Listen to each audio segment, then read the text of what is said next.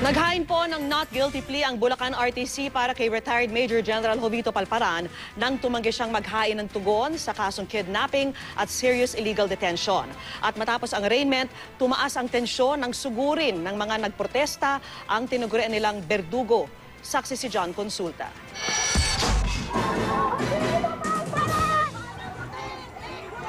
Puno ng galit ang mga ralistang ito sa labas ng Bulacan RTC. Halos kuyugin si retired Major General Jovito Palparan na kalalabas lang ng korte para dalhin sa Bulacan Provincial Jail.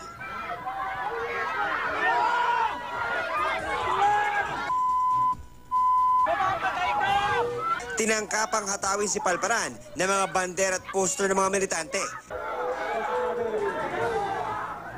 Nakalerto naman ang kanyang mga bantay. Tinamaan mo ba siya? Tinamaan ko siya sa ulo. Tapos ano ginawa niya? Inawakan niya yung ulo niya.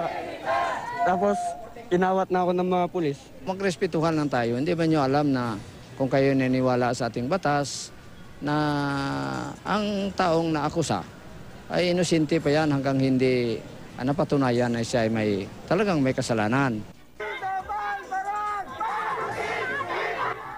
Bukod sa mga ralista, hinarap din si Palparan ng mga kaanak nina Sherlyn Cadapan at Karen Empeño, mga sinasabing biktima niya na hinahanap pa rin hanggang ngayon. Sobrang galit ko. Sobra.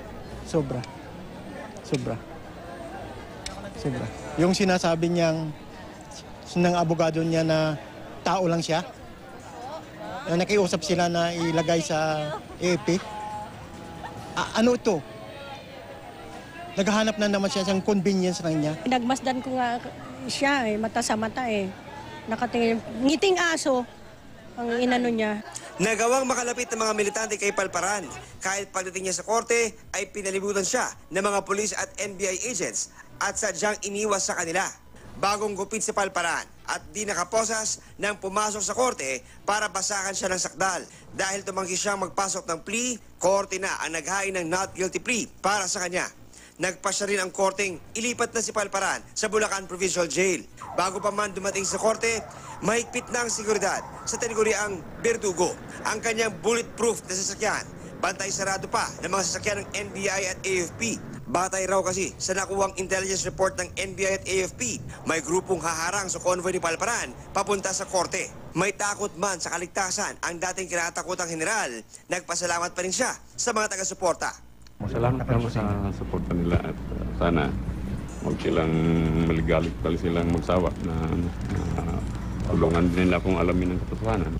Sa September 1, tinakda ng Malolos RTC ang unang araw ng pre-trial ni Palparan. Sa araw din ito inaasang magkukrus ang landas ng retiradong general at ang mga kaanak ng kanya umanong mga naging biktima.